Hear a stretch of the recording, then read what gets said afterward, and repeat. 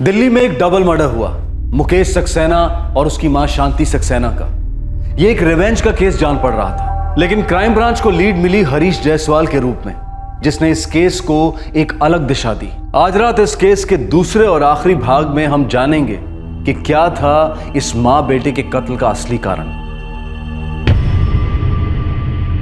सोनल, तुमसे जो पूछा जा रहा है उसका जवाब दो। तुम्हारी जिंदगी से जुड़ा जायसवाल इस वक्त कहाँ है? हरीश जायसवाल को ढूंढ रहे हैं हम। हरीश को मैं 1 साल पहले ही छोड़ चुकी हूँ। मेरे लिए वो मर चुका है, समझिए। सोनल, हरीश शायद 2 लोगों को मार चुका है और हम ये जानना चाहते हैं कि उसने ये डबल मर्डर क्यों किया है। मैं इस बारे में कुछ नहीं जानती, लेकिन मुझे ताज्जुब नहीं होगा अगर उसने ये हरकत की होगी तो। वो एक फ्रॉड और बहुत ही घटिया आदमी है। वो तो मेरी बदकिस्मती थी कि मैं उसे पहचान नहीं पाई। बेवकूफ़ों की तरह प्यार कर बैठी उससे। मम्मी पापा बिल्कुल नहीं मान रहे हैं हरीश। तो छोड़ दोगी मुझे? नहीं, तुम्हें छोड़ नहीं पाऊंगी मैं, लेकिन अगर शादी की तो मम्मी पापा सारे रिश्ते तोड़ देंगे मुझसे, और फैमिली के साथ के बगैर तुम्हारे साथ मैं कभी खुश नहीं रह पाऊंगी। मेरे पास फैमिली नहीं है। मैंने अपनी मेहनत से अपनी जिंदगी बनाई है और शायद तुम्हारे मम्मी पापा की हैसियत के बराबर भी नहीं है। क्या सिर्फ इसकी वजह से मुझे खुश रहने का हक नहीं है? ऐसा मत कहो हरीश। तो फिर तुम फैसला कर लो सोनल, यानी हम अपनी जिंदगी जिएंगे या फिर किसी और के हाथों की कठपुतली बनेंगे, उनके अहंकार के सामने अपने प्यार का गला काटेंगे। उसकी चिकनी जुबान के आगे फिसल गई थी मैं सर,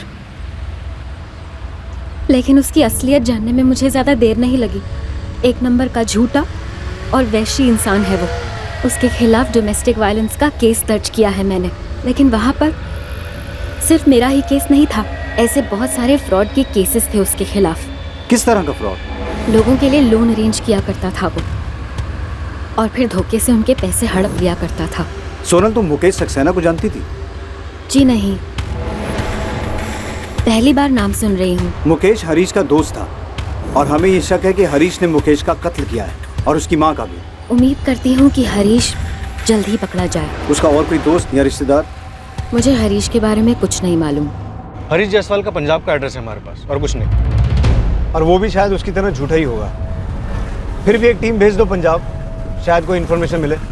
सर, ये दोनों दोस्त हरीश और मुकेश, इनके अतीत में एक चीज़ तो कॉमन है। Yes sir, cheating. हरीश ने चीटिंग करके सोनल से शादी की और मुकेश ने चीटिंग करके स्मिता से शादी की। बंसल, अंग्रेजी में कहावत है, birds of the same feather flock together. दोनों एक ही थाली के चट्टे बट्टे। हरीश जायसवाल? सॉरी सर, मैंने तो इसके बारे में कभी नहीं सुना। पूजा जी, इस आदमी पर हमारा शक तगड़ा है। मुकेश के कॉल रिकॉर्ड्स बताते हैं कि उसकी हरीश जायसवाल से लगातार बात होती थी। कत्ल वाली रात भी उसकी हरीश से बात हुई थी, और कत्ल के बाद से हरीश का फ़ोन स्विच ऑफ है। उसने अपना किराए वाला मकान भी खाली कर दिया है। सच कहूँ तो सर, हम कभी अपने भैया को जान ही नहीं पाए। पापा के गुजर जाने के बाद हमारी देखभाल, दुकान और घर संभालने में भैया लगे रहे। उनके कौन दोस्त थे, घर के बाहर उनकी क्या ज़िंदगी थी, ना उन्होंने कभी हमें बताया और ना कभी हमने पूछा। वो तो जब हमें उनकी उस बीमारी के बारे में पता चला, तब हमें मालूम पड़ा कि वो बुरी संगत में थे। नहीं सर, मैंने इस आदमी को शांति जी के घर आते जाते नहीं देखा। कभी भी नहीं देखा? नहीं सर, मेरा शांति जी के घर आना जाना सिर्फ तब तक था जब तक अस्मिता जिंदा थी। उसकी मौत के बाद ये दोनों माँ बेटे एकदम कटे कटे से रहने लगे थे।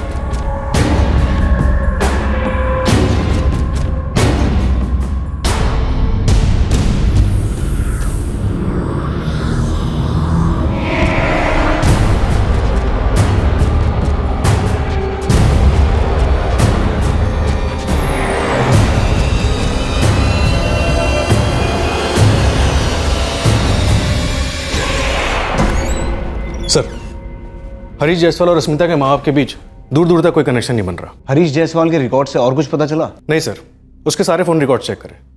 उसके सारे फ़ोन कॉल्स किसी ना किसी काम से रिलेटेड थे। किसी को लोन देना था, किसी को लोन लेना था। और जो टीम पंजाब गई थी उसके एड्रेस पे, उसका क्या हुआ? सर वहाँ उसके पेरेंट्स रहते, लेकिन टीम को उनसे भी कुछ खास नहीं मिला। साहब हरीश तो कई साल पहले घर छोड़ के चला गया। इस वक्त कहाँ है वो? वर्षों गुजर गए, न तो मैंने उसे कहीं देखा और न ही कभी फ़ोन पर बात की साहब। लेकिन घर क्यों छोड़ कर गया था वो? मेरा बेटा बचपन से ही गलत था। धोखेबाजी करना, झूठ बोलना, गुंडागिर्दी करना, यहाँ तक कि हर दूसरे दिन पुलिस वालों के डंडे खाता था या फिर गांव वालों के। वो सुधरा नहीं। फिर मैंने उससे कह दिया या तो जुर्म छोड़ो या घर छोड़ो। साहब उसने घर छोड़ दिया। बड़ा अजीब लग रहा है बंसल। एक डबल मर्डर हुआ है और हमारे पास एक सिंगल सुराग नहीं है।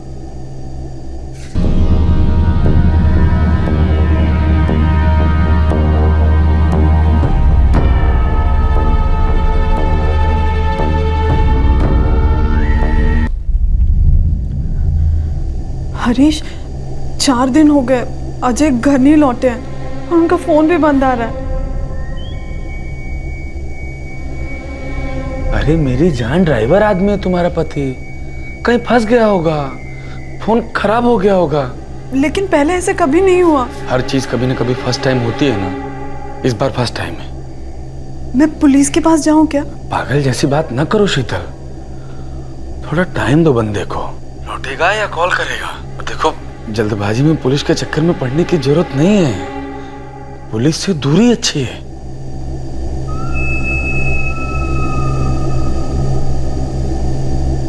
क्या हुआ हरीश, कांप रही है क्या? हाँ, वो तो होना ही था। कोई नहीं, टाइम की बात है, समझ जाएगी अपने आप। पक्का समझ जाएगी, मुझे भी कोई डाउट नहीं दिलीप, जरा सा भी नहीं है। साहब निशाना एकदम सही बोतल पर लगा है। ये रॉयल ब्लू दारू अपने रोहिया नगर में एक दारू के ठेके पर मिलती है। अपना कबूतर कल ही एक पूरा खंबा खरीद कर गया है यहाँ से, रॉयल ब्लू। हाँ, ये बंदा तो कल भी आया था, एक बोतल रॉयल ब्लू लेके गया था। सख्त नजर रखो उस पे अश्विन, दोबारा आएगा ही आएगा। मैंने मेरे 4 लड़के लगा दिए इलाके में नजर रखने को, किसी न किसी को तो नजर आएगा ही।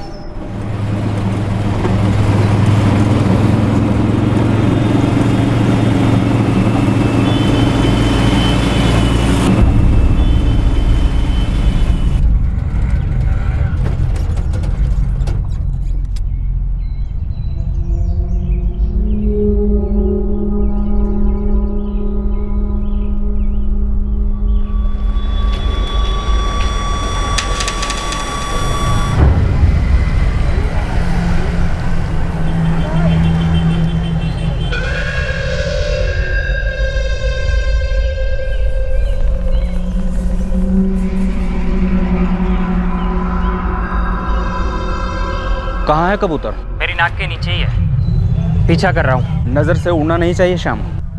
सर कबूतर स्पॉट हो गया। अब कस्टडी में थोड़ी गुटरगुम करते हैं।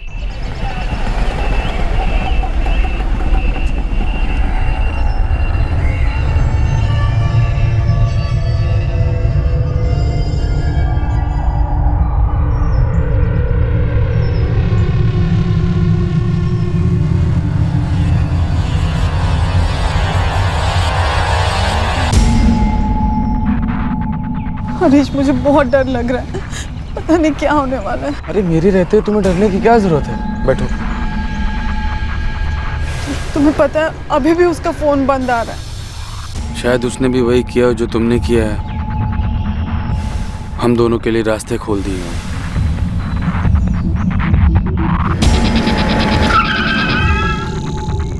अंदर बैठा है, किसी भाभी के साथ गुटरगू चल रही है। देखो शीतल, तुम्हें, उसे और मुझे खुश हो जाना चाहिए कि आज के बाद तुम अजय को दोबारा नहीं देखोगी। तुमने ऐसे क्यों कहा कि मैं अजय को दोबारा नहीं देखूंगी? अरे क्योंकि इतने दिनों से उसने तुम्हें फोन नहीं किया है, क्या पता वो भी किसी के साथ भाग गया हो। वक्त आ गया है शीतल कि तुम भी अपनी जिंदगी का गियर बदल डालो, यू टर्न ले लो, कोई नया रास्ता पकड़ो। देखो शीतल, जब कोई चीज पहुंच के बाहर चली जाए तो वक्त रहते उसे छोड़ देने में ही समझदारी है। ना हरीश जायसवाल, हम पुलिस वाले कभी समझदारी से काम लेते ही नहीं, हमें आता ही नहीं। पता है क्यों? क्योंकि हमारी पहुंच के बाहर रहने वाला क्रिमिनल कभी पैदा ही नहीं होने वाला। मुकेश सक्सेना मेरा दोस्त था और मैं जानता हूं कि उसको और उसकी मां को किसी ने मार डाला, लेकिन आप लोग मुझ पे क्यों शक कर रहे हैं? क्योंकि तुम्हारी और मुकेश की एक कॉमन गर्लफ्रेंड हमारी गवाह बन गई। क्या? कौन? रॉयल ब्लू नाम है बंदी का। ये हरीश जायसवाल, तुम्हारी खास दोस्त। ये उस रात क्राइम सीन पर मौजूद थी, इसने हमसे कहा कि आप हरीश जायसवाल को उठवा लीजिए। उस रात हम तीनों साथ ही थे, मैं, मुकेश, हरीश। बड़ी रंगीन महफिल जमी हुई थी, पर तुम्हारी ये खास दोस्त ये नहीं बता पाई कि तुमने मुकेश का कत्ल क्यों किया। ये तो मैं भी नहीं बता पाऊंगा, क्योंकि जो हुआ ही नहीं वो मैं कैसे बता सकता हूं। मुकेश का कत्ल हुआ है, ये सच है। मुकेश का कत्ल मैंने किया है, ये झूठ है। दोस्त दोस्तों के गले नहीं काटा करते, ना ही दोस्त दोस्तों की माओ को मारते हैं। अब यहां से आगे बढ़ने के दो रास्ते हैं हमारे पास। एक बड़ा सीधा साधा है, सच वाला, उसमें तुम्हें तकलीफ कम होगी। दूसरा है चुप रहने वाला, उसमें तुम चुप रहोगे, हम तुमसे सच बुलवाएंगे। शायद तुम्हारी टांग वांग भी तोड़ दें। और हाँ, शीतल दुबे भी साथ वाले कमरे में ही है। अब या तो तुम बोलो या वो बोले। मेरे पति अजय दुबे, उनका एक दोस्त है दिलीप, हरीश दिलीप का दोस्त है। और हरीश ने मेरे पति को एक बार लोन भी दिलवाया था, तो मैं उन्हें वैसे जानती हूँ। वैसे जानती या वैसे मिली थी? क्योंकि गार्डन में जिस अंदाज से झूले के ऊपर आप लोग बैठ के गुफ्तगू कर रहे थे, वो तो कोई दूसरी स्टोरी बयान कर रहे हैं मिसेज शीतल अजय दुबे। आप कहना क्या चाहते हैं? मैं ये कहना चाहता हूँ कि मुकेश सक्सेना और उसकी माँ शांति सक्सेना का मर्डर हुआ है। आप क्या जानती हैं मर्डर्स के बारे में? मैं कुछ नहीं जानती मर्डर के बारे में। मैं खुद 4 दिन से मरे जा रही हूँ। मेरे पति 4 दिन से घर पर नहीं लौटे और फोन भी बंद आ रहे हैं उनका। आप शीतल को क्यों बीच में ला रहे हैं सर? वो कुछ भी नहीं जानती। लेकिन हम इतना जानते हैं कि हमें मुकेश और शांति जी का कातिल चाहिए। अब हम या तो तुम्हें तोड़ सकते हैं या तुम्हारी गर्लफ्रेंड शीतल को। तुम ही चुनो, किसी एक को चुनो, हम दूसरे को तोड़ेंगे। मुझे मुकेश की बीमारी के बारे में पता था। वो अपनी जिंदगी के आखिरी दिनों को गिन रहा था। यार इस डॉक्टर कह रहा था कि मैं पूरी तरह ठीक हो जाऊंगा। यार फिर भी ये HIV तो HIV होता है। तो तुमने उसका दर्द हमेशा हमेशा के लिए ही खत्म कर दिया। खुद ही तय कर लिया कि उसका आखिरी दिन कौन सा होगा। और शांति जी, वो किस तकलीफ में थी जो तुमने उनकी भी सेवा की?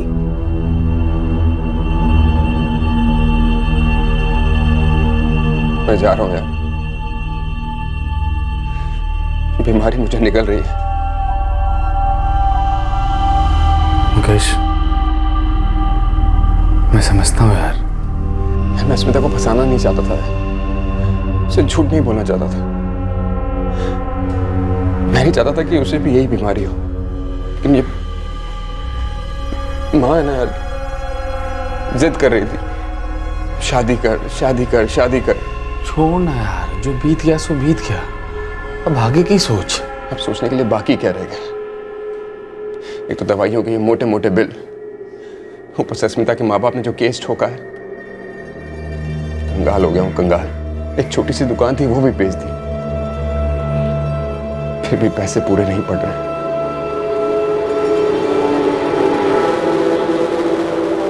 भाई, कुछ इंतजाम हो सकता है क्या? कोई लोन वोन नहीं दिला दे यार।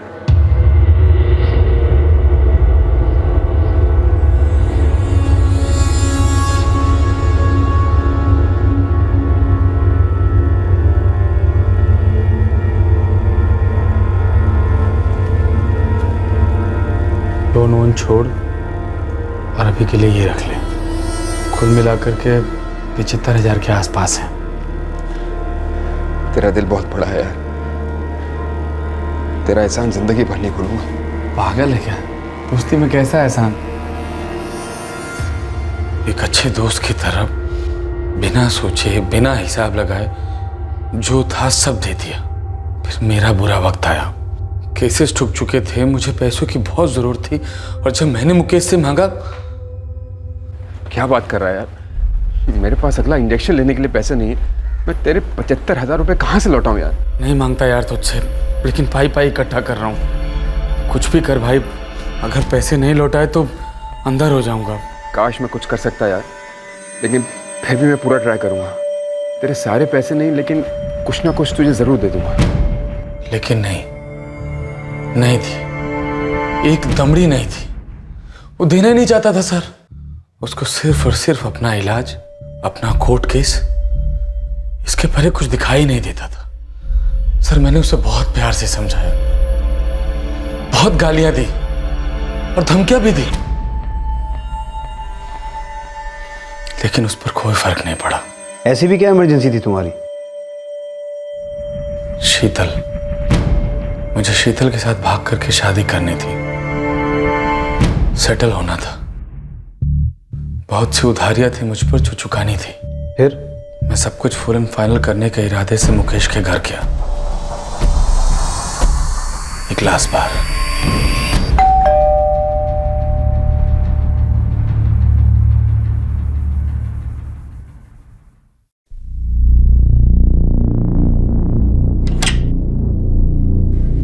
अरे आओ अंदर आओ।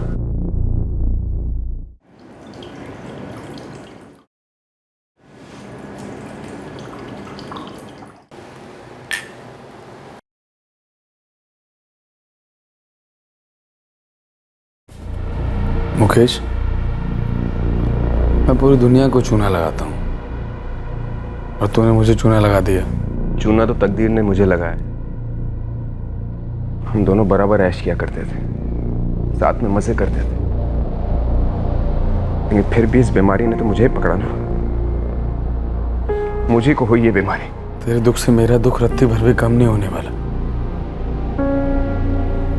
ऐसा कर, तू ये घर भेज दे, अपनी माँ के जेवर भेज दे, चाहे कुछ भी कर, मुझे मेरे पैसे चाहिए। यार तेरी जिंदगी तो 4 दिन की है, पर मेरे सामने तो पूरी की पूरी जिंदगी पड़ी हुई है, और वो भी 2-2 जिंदगियां।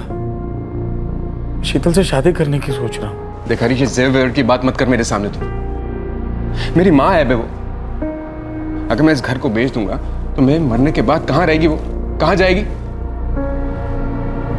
मैं तुझे पहले भी कह चुका हूं, तुझे लौटाने के लिए मेरे पास एक फूटी कौड़ी तक नहीं। दिमाग फट रहा था मेरा, मैं जान गया था मेरे 75,000 गए पानी में। एक चीटर कुछ भी सहन कर सकता है, खुद के साथ चीटिंग नहीं साहब।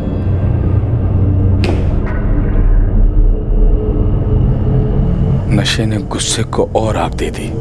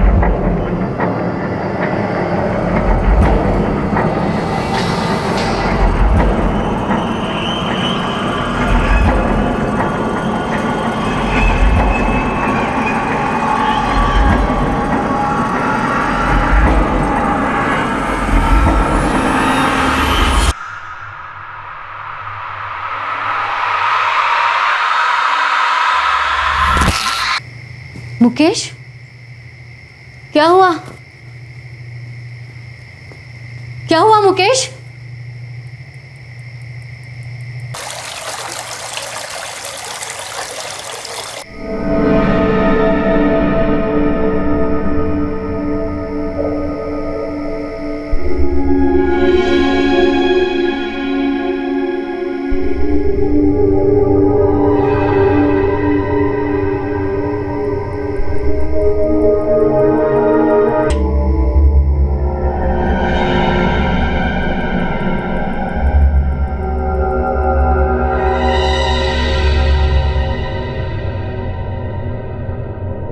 तुमने मुकेश सक्सेना को सिर्फ इसलिए मार दिया क्योंकि उसने तुम्हारे पैसे नहीं लौटाए? हाँ सर। तुम्हें किसी ने सुपारी नहीं दी थी मुकेश सक्सेना को मारने के लिए? कौन देता सुपारी? सिर्फ तुम ही नहीं हो जिसे मुकेश सक्सेना पे गुस्सा था। खैर, शीतल का पति अजय दुबे वो कहाँ है?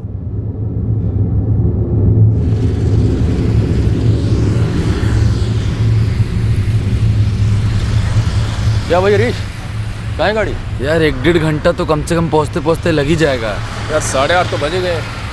एक काम करते हैं, किसी ढाबे वाबे पे रुकते हैं, रोटी वोटी तोड़ते हैं और क्या। चल।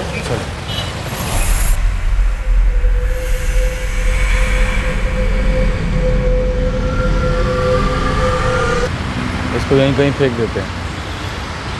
जब तक लाश किसी को नजर आएगी तब तक सड़ गल गई होगी। हाँ? चल उठा। शीतल और मेरे बीच सब कुछ हो रहा था सर, बस अजय एक कांटा था जिसे वो छोड़ नहीं रही थी,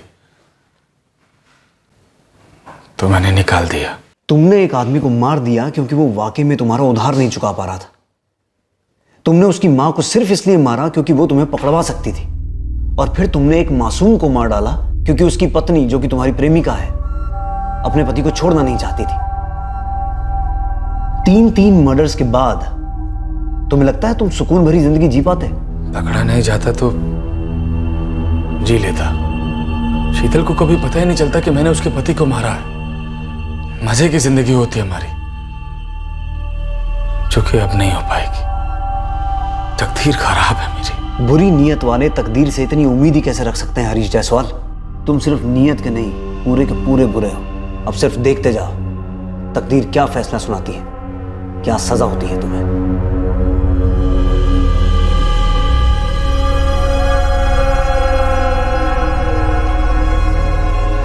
शीतल, हमने तुम्हारे पति की लाश बरामद की है। बहुत बुरी हालत में है, तुम पहचान भी नहीं पाओगी। हरीश ने? हाँ, कबूल किया उसने। बुरा लग रहा? क्यों? अजय को तुम्हारी बेवफाई के बारे में पता चलता तो उसके अंदर कुछ ना कुछ तो जरूर मरता। लेकिन मैं उन्हें छोड़ना नहीं चाहती थी। चित भी मेरी, पट भी मेरी। लेकिन मैडम, ऐसा होता नहीं है। बेवफाइयों के कोई कायदे नहीं होते हैं, सिर्फ अंजाम होते हैं, बुरे अंजाम। दूसरों को और खुद को कहे गए झूठों का कोहरा कभी ना कभी तो हटता ही है।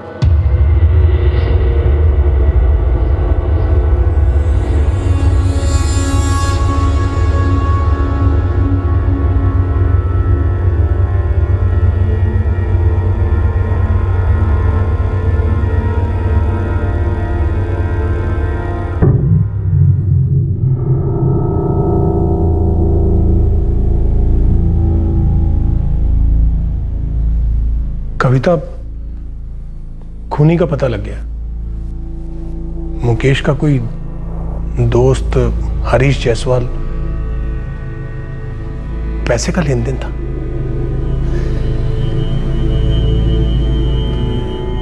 मुकेश उसके पैसे नहीं लौटा रहा था। उस हरीश जायसवाल को लगा कि उसके साथ धोखा हो रहा है, गुस्से में मार डाला। और शांति जी? उन्होंने खूनी को देख लिया था, इसलिए उन्हें भी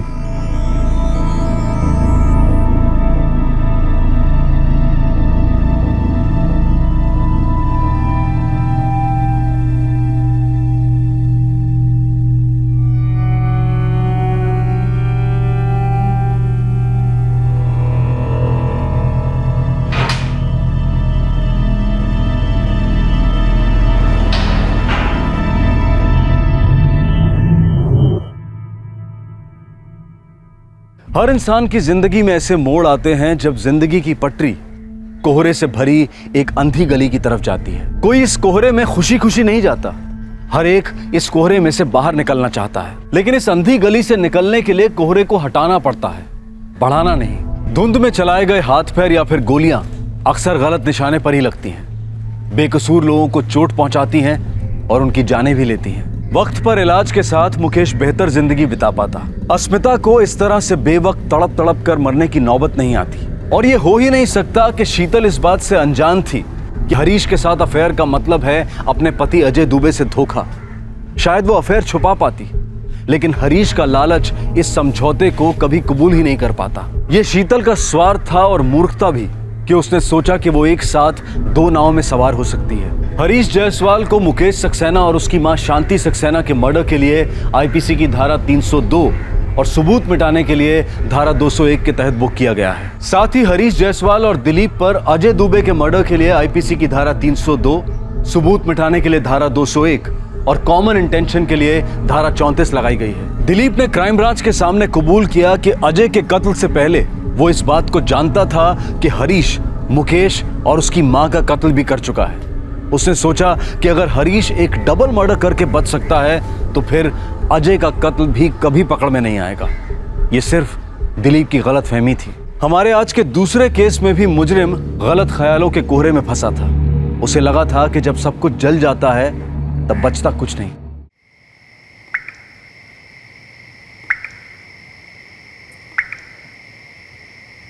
प्यार जब होता है वो जादू है, और नफरत जब भड़कती है वो तेजाब है।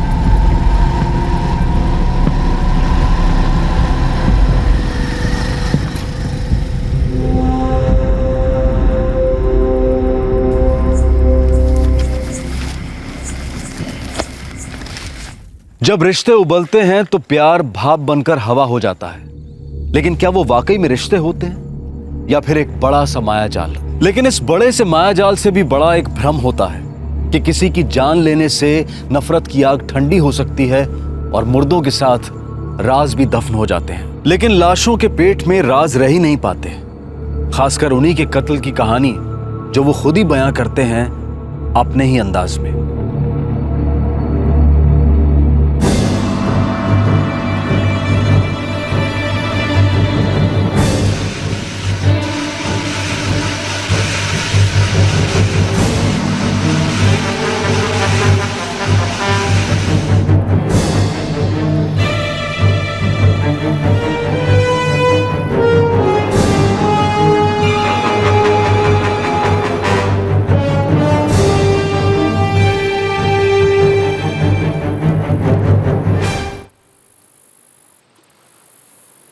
मैंने किसी को देखा नहीं साहब। रोज की तरह 2 नंबर करने आया तो देखा कुछ जल रहा था।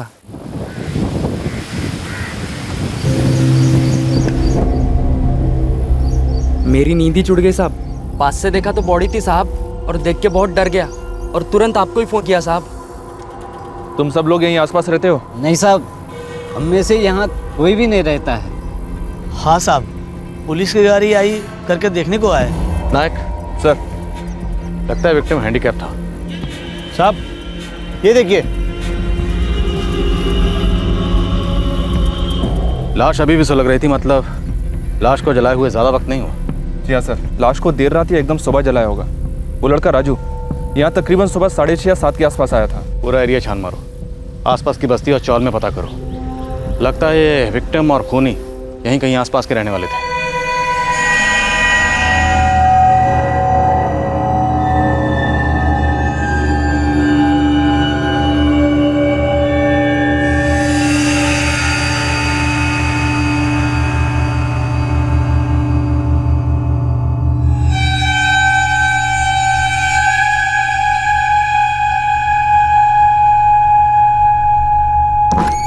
सर, पता चला है 2 आदमी मोटरसाइकिल पर एक भारी सी बोरी को लेकर जा रहे थे। किसने देखा उन्हें? उस इलाके का एक दूध वाला है, बंसी चौबे।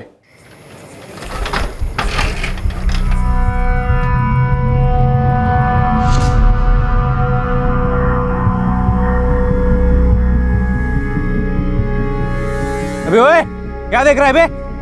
चल निकल, हट हट।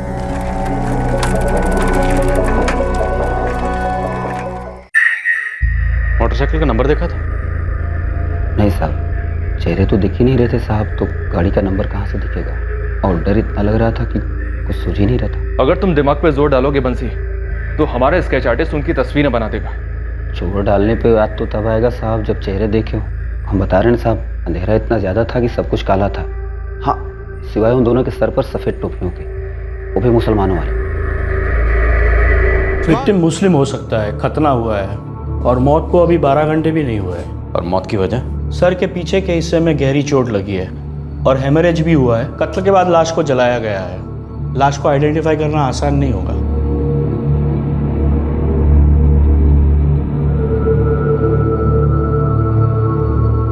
जाहिर है कि कत्ल के बाद लाश को जलाने की कोशिश, उसकी आइडेंटिफिकेशन नामुमकिन करने के इरादे से की गई थी। पर ऐसा लगने लगा था कि यह जली हुई लाश जिस इंसान की थी, उसकी मिसिंग कंप्लेंट शायद अभी तक दर्ज ही नहीं हुई थी। लेकिन रात के अंधेरे में उस लाश को ले जाने के लिए जो मोटरसाइकिल इस्तेमाल हुई थी, उस पर रोशनी पड़ी। पर दिल्ली अभी बहुत दूर थी। अरे चाचा, एक पान लगाइए।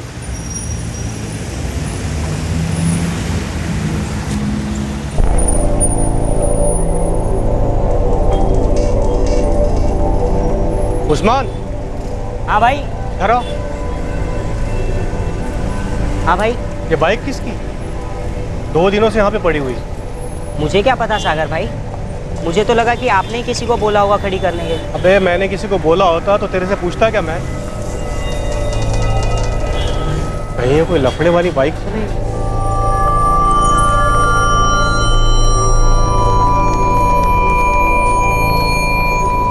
यहाँ एक बाइक मिली है साहब। बाइक का नंबर है MHXR 4763। ये बाइक मुलुंड के काबरा गैरेज के बाहर 2 दिन से खड़ी है साहब।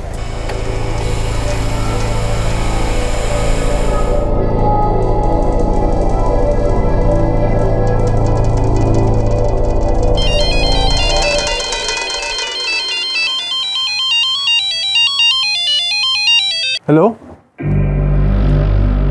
जी, हाँ वो मेरी बाइक का नंबर है। तो बाइक रास्ते पर छोड़कर क्यों भाग गया था? रास्ते पर? क्या बात कर रहे हो साहब? कहाँ मिली आपको मेरी बाइक? अरे साहब, ये तो मेरी बाइक है, पर मेरे को ये बात समझ में नहीं आ रहा कि ये किसी के गैराज के सामने क्यों खड़ी थी। 2 दिन से उधर ही खड़ी थी ये। मैंने तो अपना बाइक भाईजान को दी थी।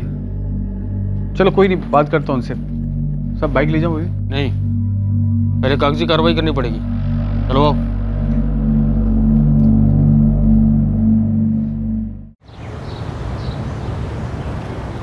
The number you have called is currently switched off. Please try again later. Abu, Imran भाई का फोन बंद आ रहा है। अरे इमरान भाई किसी पार्टी को घर वर दिखाने गए होंगे, और वैसे भी कभी कभी अपना फोन बंद रखते हैं ना वो। लेकिन फजल, इमरान ने 2 दिन पहले साजिद से उसकी मोटर बाइक ली और वो वहाँ गैराज तक कैसे पहुंची?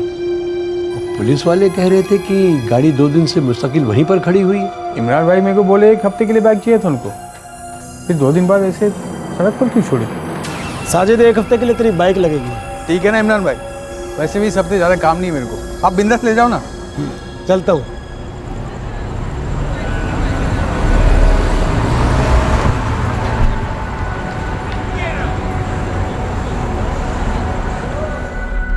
ये फ़ोन कब से बंद आ रहा है इमरान अहमद का?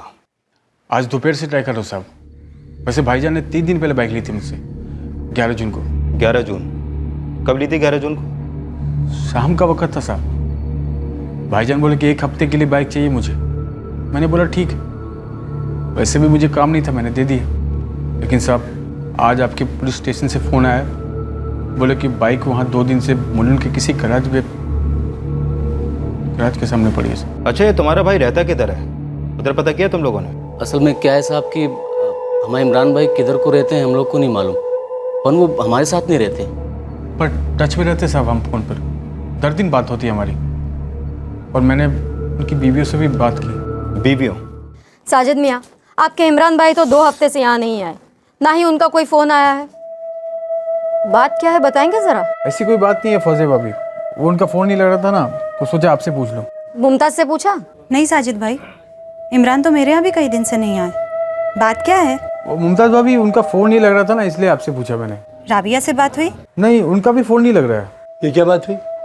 इमरान का फ़ोन नहीं लग रहा है, उसकी 2 बीवियों को पता नहीं उसका ठिकाना, तीसरी का भी नंबर नहीं लग रहा है। मैं पूछता हूँ आखिर ये सब हो क्या रहा है भाई? ए फैजल, तेरे पास राबिया का कोई और नंबर है? साजिद भाई कैसी बात कर रहे हो आप? अब जो नंबर सबके पास है वही नंबर मेरे पास है। वो सब क्या है कि इमरान भाई की तीसरी बीवी है राबिया, वो उसके साथ रहते हैं। मतलब तुम दोनों में से किसी को भी नहीं मालूम कि राबिया का घर है कहाँ, जहाँ तुम्हारा भाई इमरान रहता है? नहीं सर, एक केस है। मुलुंड की कीर्तिपाड़ा के पास एक बॉडी मिली, जली हुई थी, लेकिन पोस्टमार्टम से पता चला है कि बॉडी मुसलमान आदमी की थी। देखिए, मैं ये सब इसलिए बता रहा हूँ क्योंकि एक विटनेस है जिसने देखा था रात को 2 लोग बाइक पर एक बड़ी भारी बोरी लेकर जा रहे थे। शायद बोरी में लाश थी। अबे ओए, क्या देख रहा है बे? चल निकल, हट। देखो साजिद फजल, मैं तुम लोगों की मिसिंग कंप्लेंट दर्ज तो कर रहा हूँ, लेकिन मेरा एक सुझाव है कि तुम दोनों एक बार ये जली हुई बॉडी देख ही लो। क्या बोल रहे हो साहब आप? हमारे भाईजान की कोई खबर नहीं है और आपको एक लाश मिली और हमको बोल रहे हो कि अब वो बॉडी देख ले जाके? कैसी बात कर रहे हैं साहब? हमारे इमरान भाई बहुत अच्छे इंसान हैं, उनका भला कोई मर्डर वर्डर क्यों करेगा? देखो, मैंने तो सिर्फ एक सुझाव दिया था, बॉडी देख लो एक बार। और मैंने कब कहा कि ये लाश तुम्हारे भाई इमरान की है? किसी की भी हो सकती है।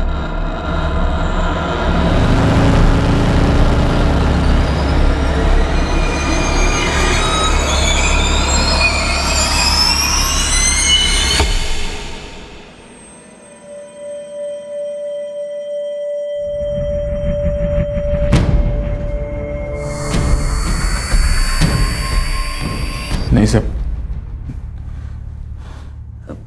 साहब, इसको पहचाना तो बहुत मुश्किल है।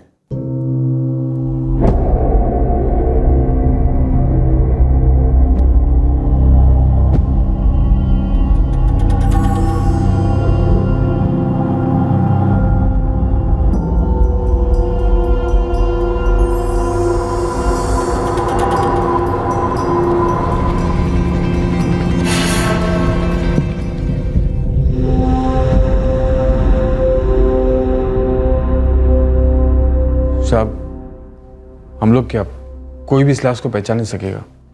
राबिया, इमरान की तीसरी बीवी, अभी तक फोन स्विच ऑफ है उसका। हाँ साहब, लेकिन साहब अगर हम पहचान नहीं पाए तो वो क्या पहचानेंगे साहब? आप लोग अपने अब्बू को शिनाख्त के लिए बुला सकते हैं।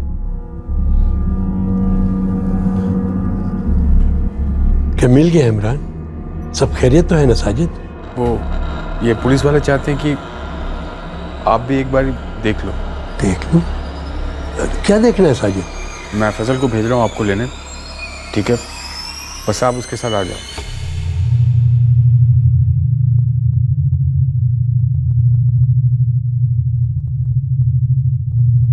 साहब, मुझे लग रहा है कि ये हमारे इमरान भाई नहीं है साहब।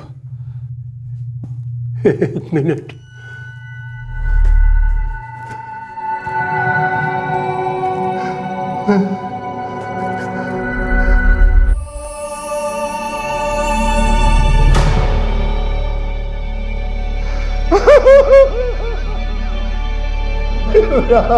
मेरे बच्चे।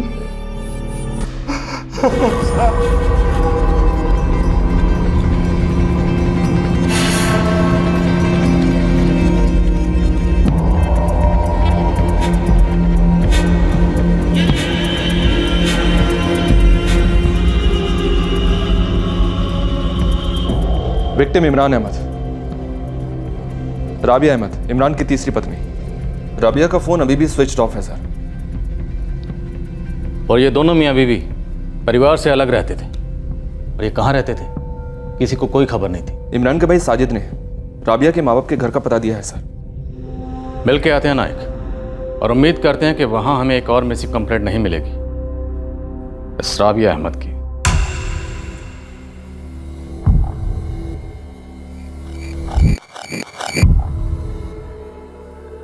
आइडेंटिटी मिटाने के इरादे से बुरी तरह से जलाई गई लावारिस लाश की आखिरकार शिनाख्त हो चुकी थी। पीड़ित था 40 वर्षीय इमरान अहमद। कत्ल के पहले इमरान ने अपने छोटे भाई साजिद से उसकी मोटरसाइकिल एक हफ्ते के लिए ली थी। और इस बात की पूरी संभावना थी कि दो कातिलों ने इमरान की लाश को उसी बाइक पर किसी सुनसान जगह पर ले जाकर जला दिया था। और अब इमरान की तीसरी बीवी राबिया का फोन भी स्विच्ड ऑफ था और शायद वो भी गुमशुदा थी। इस भयंकर कत्ल के पीछे बड़े ही पेचीदा रिश्तों का मायाजाल बिछा था। ऐसे रिश्ते जो इस भ्रम पर टिके थे कि वो रिश्ते मोहब्बत की डोरियों से बंधे हैं। लेकिन हकीकत ये थी कि एक लाश इन गलत फहमियों को, इस भ्रम को, इस मायाजाल को तोड़ने जा रही थी। शायद तोड़ चुकी थी। बाजी अब पुलिस के हाथों में थी। कातिलों तक पहुंचते पहुंचते उन्हें इन झूठे रिश्तों की असली कहानी की शिनाख्त भी करवानी थी। इस मर्डर मिस्ट्री का दूसरा और आखिरी भाग हम आपको दिखाएंगे कल रात 11 बजे। आपसे फिर मुलाकात होगी क्राइम पेट्रोल सतर्क में। तब तक अपना ख्याल रखें, सुरक्षित रहें, स्वस्थ रहें और याद रखें, वो लोग बहुत मायने रखते हैं जो वक्त आने पर आपके सामने आईना रखते हैं। सही वक्त, सही कदम, सतर्क रहें। जय हिंद। इस तरह के और भी एपिसोड देखने के लिए हमारे चैनल को सब्सक्राइब करें और बेल आइकन दबाना ना भूलें।